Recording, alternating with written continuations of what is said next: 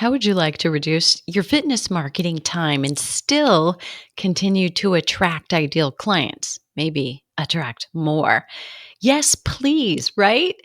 Even better is the idea that you could potentially get better results than you have, right? When you reduce your time, you'll get better results. You'll hear why and actually how I'm doing this in this episode. Listen, at Voice for Fitness, we know that you want to be an inspirational example to midlife women. And in order to do that, you need a profitable health and fitness coaching business. The problem is a lack of clients, which potentially makes you feel uncertain about whether you can succeed. We believe you deserve dependable revenue from clients you love. I understand how this feels because I have been there too, which is why I now train fitness professionals internationally. Here's how I do it. 1, I meet with you on a call. Number 2, I create a plan of action. You and I co-collaborate. And number 3, we celebrate your growth, every little step of growth. So book a call. And in the meantime, get your business scorecard so you can stop feeling like your dreams are slipping away while other less qualified and less heart-centered coaches make sales and they get more clients. And instead, you can easily increase your revenue by working with me by at least $5,000 a month within 90 days. I promise you, you are in the right place to get some hacks right now today. I promise you, if you apply these, your 2023 or whenever you might be listening is going to be better with more freedom. I mean, 2 of the things we want, financial freedom and time freedom. I think every human wants those. And right now it's like craving more time. And we need it. You need the time to take care of yourself, to not be doing anything, because that's actually when great ideas come to you. Let's face it, cranking out content every week takes time. I'm going to start with 5 mistakes that I've made, and not going to lie, I can still default to these mistakes if I'm not careful. However, I want to say this. Having to create content for 2 arms of my business, that's the Flipping 50 community, and it's our fitness health coaches and trainers at Fitness Marketing Mastery. It's been one of the biggest eye-opening and personal growth experiences of my life. You can create more content all day. And I'll tell you, I am a prolific content creator. It's my superpower. And I'm so totally joking because actually can be a fault. Ouch, that hurt to say. It's my safe place. I love to create. I mean, I'm an artist at heart. So whether it's literally like sitting down and drawing or hand painting furniture, I have this dual edge, love to create, and then I love to take what I'm creating, turn it into a business.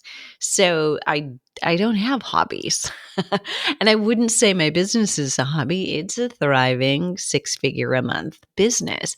So there's numbers involved in tracking and measuring what matters and making sure I stop and start the right things.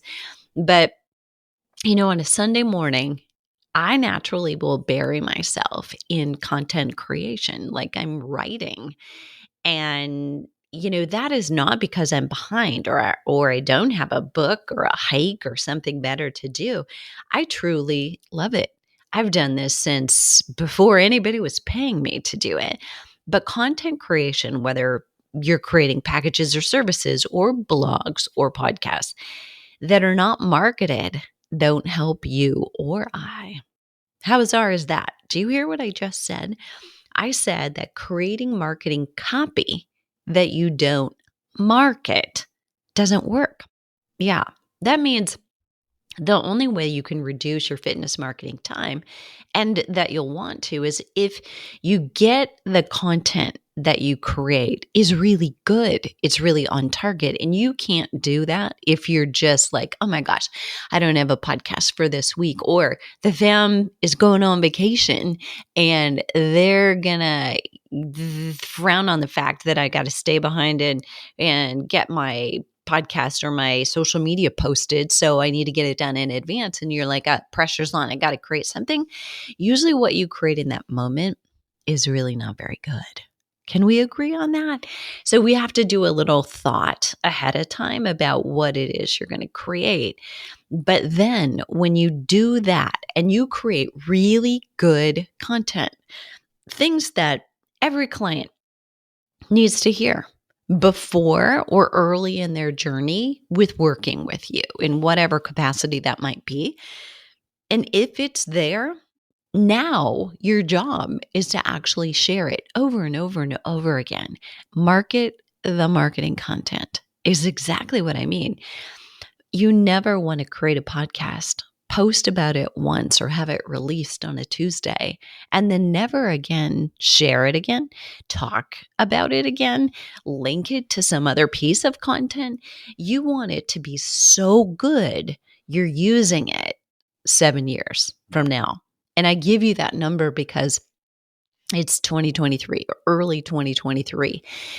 Back in 2014 and 2015, when I was really beginning to get better, I will say. So it doesn't mean it's when I started, right? So there's a lot of throwing spaghetti at the wall. But when I really got better at focusing on my content, I'm still using that content right now. I promote it. I created 39 Flipping 50 TV episodes dealing with 39 of the most common questions. And literally the questions were written in. I chose what people submitted, and I chose based on, we get this question a lot. Let's use this one because it not only helps the individual, it helps the hundreds of thousands of other women who have this question too. You want to create content so good, so juicy that it does that. All right, let's dive into this. 5 ways to reduce your fitness marketing time. The use of the word hacks is very unusual for me. I don't use it. Someone new is working on my team and suggested the use of that title. And I had to say, hey, not a word I've used ever. Do a search for that word on my site. You won't find it, except maybe I'm talking about hacks. I hate that word actually, but I'm putting it in here because it's marketing. Why is that? Because you're looking for hacks. Yeah. Okay. Are you here? You're listening? Must be working.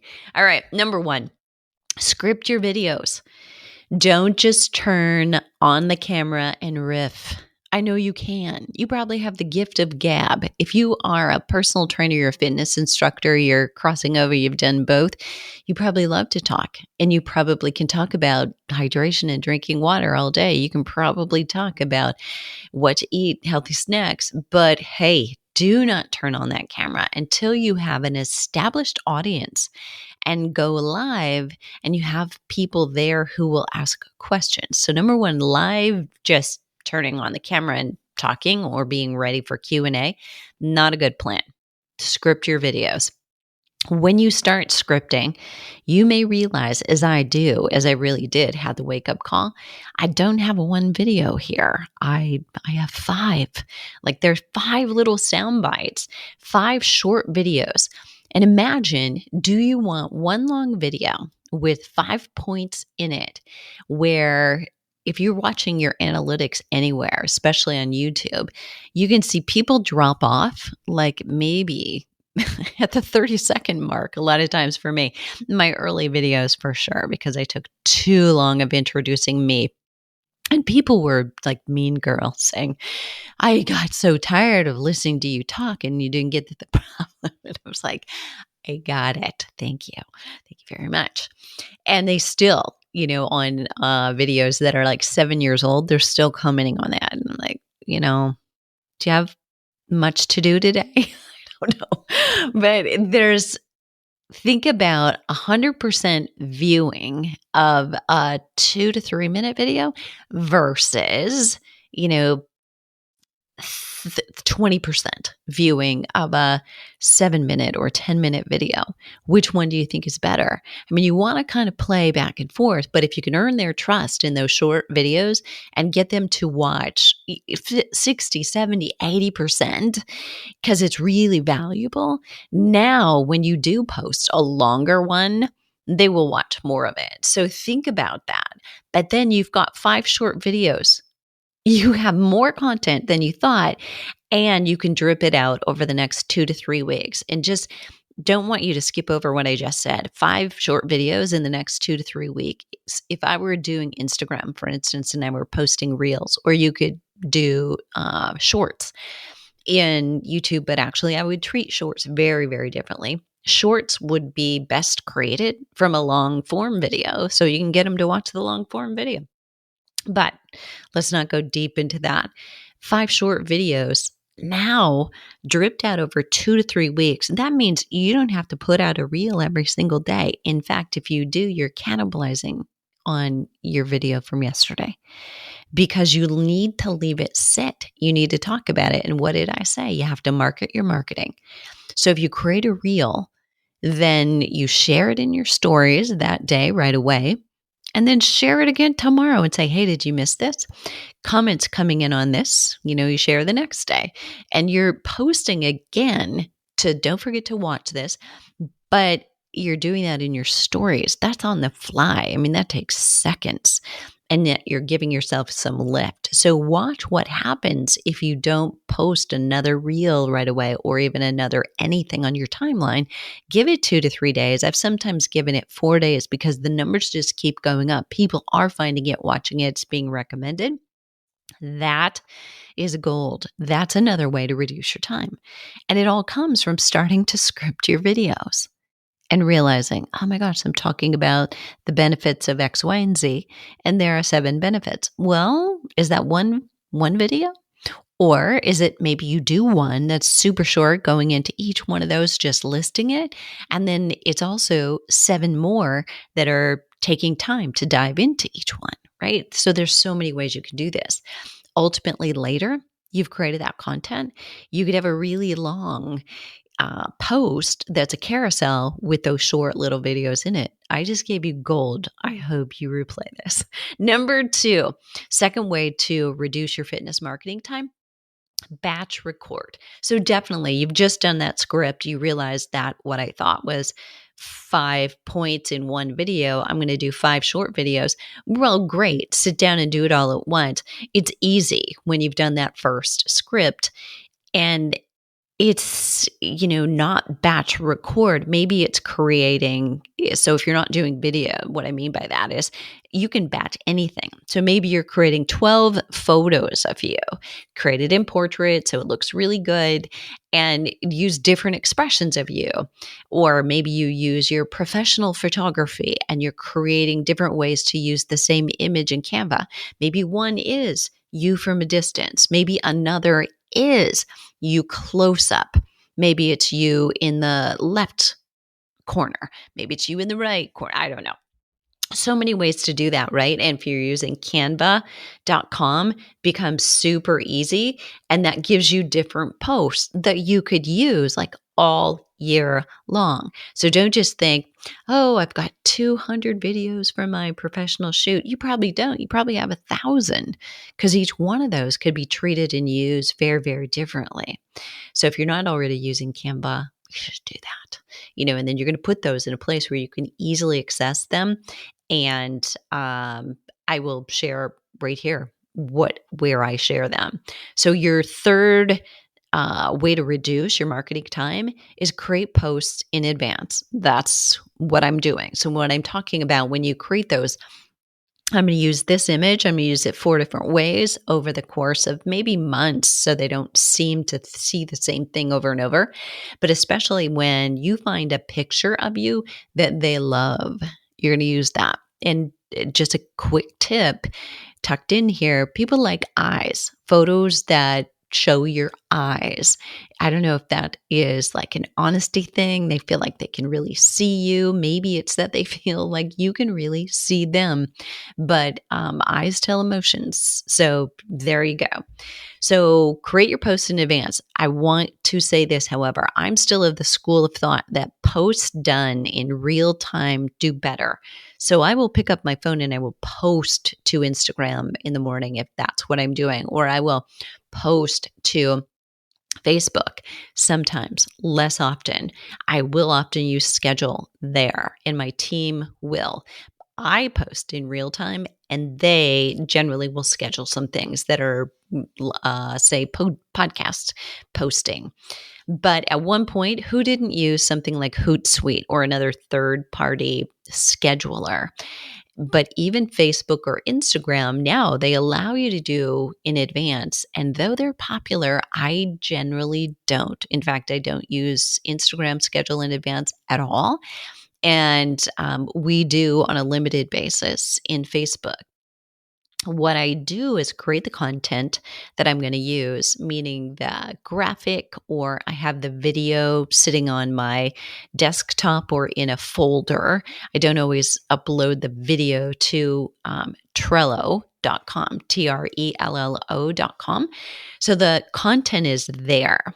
I know I'm going to post that on a Monday or on a Tuesday, or I just may have those all in different, they're called boards on there. Don't let that confuse you. But maybe it's this is on nutrition. This is a workout tip. This is about fat burning. This is about weight loss.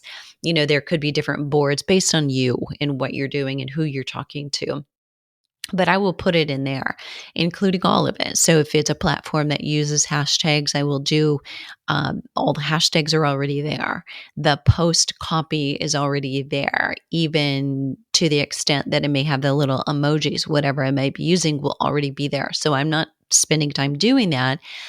And if it is an image or graphic, which is also an image, a JPEG or a PNG, I will put that in there so that from my phone, the app, I just can go in, I can copy and paste the text, I can grab that graphic, download it to my phone, then go over to the platform, I post, boom, just a word. If you're posting the exact same thing on Instagram and Facebook, why do they follow you both places? Don't do that. Be unique to the platform. Instagram is an image rich platform. Facebook is different, and the size of the images is different. We don't use hashtags in the same way on Facebook. And if you do, they're hurting you. So if you use more than 4 hashtags on Facebook, it's not helping. It's actually hurting. So think about that. I mean, if you are representing some kind of a business and you need to tag them, don't hashtag them on Facebook. So lots of little tips in here for you too. Okay. So Trello.com, it's been gold for me. It's so easy to use. And here's the thing, you can share that with your team. So they download the app and they're part of your team. When they log in, they see what you've put in, or alternately, you see what they've put in and you can be the one to post it in real time. So number 4, observe the engagement. I know this seems like a funny way to reduce your fitness marketing time. It actually is. First, because it informs what you should do more of or less of, or totally stop.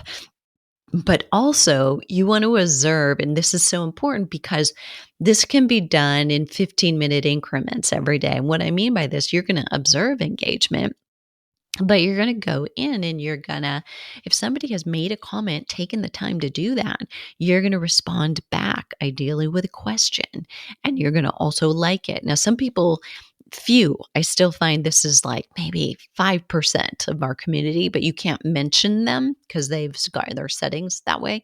And that's okay. But respond to them or respond to everybody by adding a comment. And, or that's a great time to use a story. So repost it to story, say, and answer this question, blah, blah, blah. This may have been your question too. Here's the answer.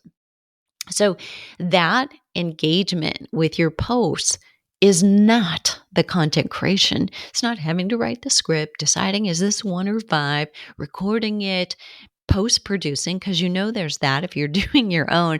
You don't want that time when you click the button, you move your arm out of the way, and you haven't been smiling right away. And at the end, that's time consuming, right? When you add up all the time you have to do that, makes a difference. Engaging doesn't take this kind of time. It's quick and easy. You can do it in 15-minute increments every day. This is not the post itself, but you engaging with the followers who comment. That matters. This actually gives you lift. So when you go check your insights, and I know you do, right? Yes. Okay, good. And when you see it, like, you become part of the engagement, right? The engagement goes up if they've commented and then you comment again.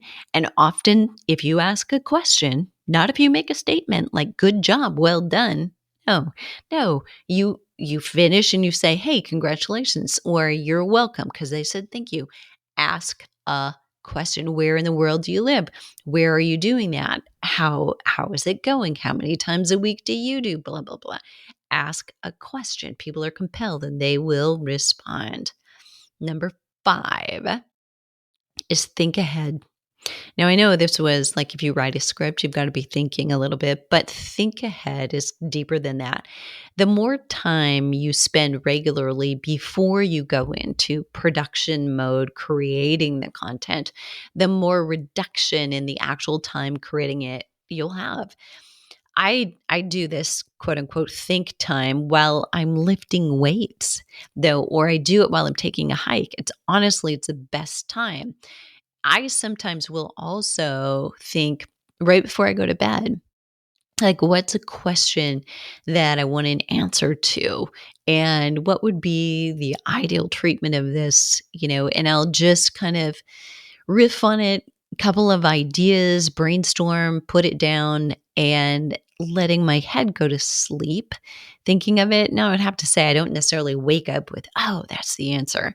But at some point during the day or during exercise, when you're actually not focused on the thing directly, that's when the great ideas happen. And I often like to listen to podcasts. Sometimes this is bizarre, but sometimes even my own prior podcasts. It's like, why was it so important for me to create this content?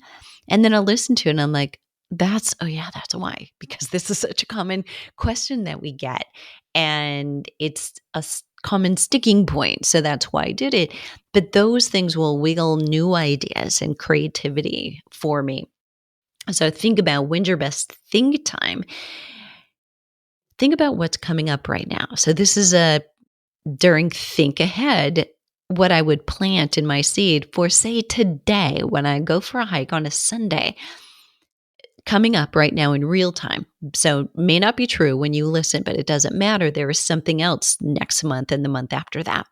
The Super Bowl, Valentine's Day, St. Patrick's Day, spring break, March Madness.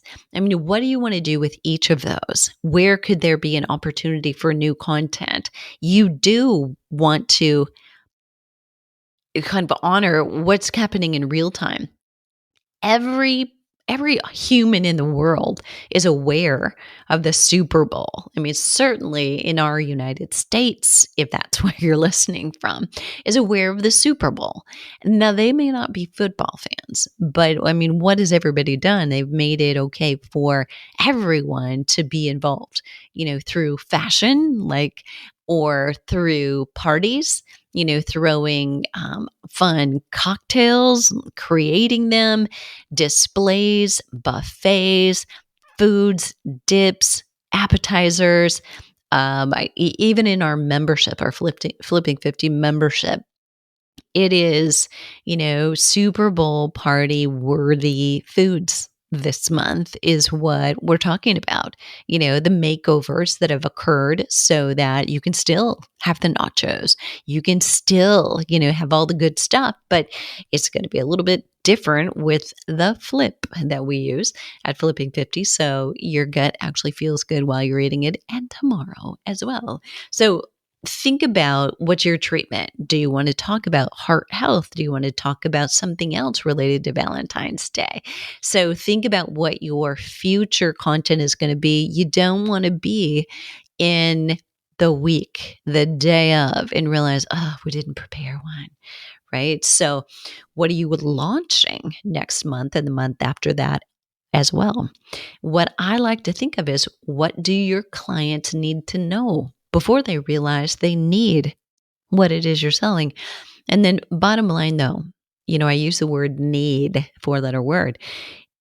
The other 4-letter word that's much more important to all of us is people buy because of what they want. People buy what they want, even if it's not necessarily the right thing for them. You have to sell them what they want. You have to meet them with their current thoughts. And then you can wrap that thing that is what they want, and in it deliver what it is they need. You can't do a bait and switch, but you got to explain, here's what you're going to get, that thing they bought, what they want, and here's how you're going to get it. And maybe that's not what you thought, the way or the path to get it. So want you to think on that just a little bit, but the content that you premeditate, that is really important. So you're giving content, because when you're launching, here's what happens. You haven't thought about this in advance. You haven't given yourself the 6 to 8 week runway that should be leading to when you open the store to your program, that you're talking about all the things that they need to know. They need to feel like, oh, I'm missing out on that. I'm not getting that. How do I get it? I don't know how. I want to know how. That's where they have to be when you open the door to your store for a specific program. But in fact, what happens is people are posting without any strategy. They're just posting like everyday things that may connect them or give you some relationship strategy or gold. But if it's not leading directly to where you need them to go, it's really not helpful. And then cold, hey, it's open. We're starting this program. Are you a midlife woman? You want more muscle, more bone? Here's how you get started. You have left a gap. You haven't actually built them up to the point knowing you're the expert for this thing. It's not there. That relationship then in social media is really kind of wrecked for potential clients who might have warmed up to you but didn't have the opportunity. So really important that you realize that you've got engaging content all the way through. They're going to want to express more interest, or they're going to express more interest by clicking at least to find out more. So if it feels like ad content, smells like ad content, sounds like ad content, it's probably ad content. You're just not paying for the ad. You're putting it in your timeline. However, my friend, it's costing you. That costs you because you lose those organic people and followers. People are on social media to see their family and friends, and nobody wants to be judged like, they're in school, or to see an ad in your timeline post. A little bonus for you is this. This is like another way to reduce your time. I found that no longer is 4 posts a day on Facebook an advantage. And like I've said earlier, the more time I give each of my reels on Instagram to marinate, and to continue being the most recent content that I posted, using the stories to stay top of mind, the better those reels do.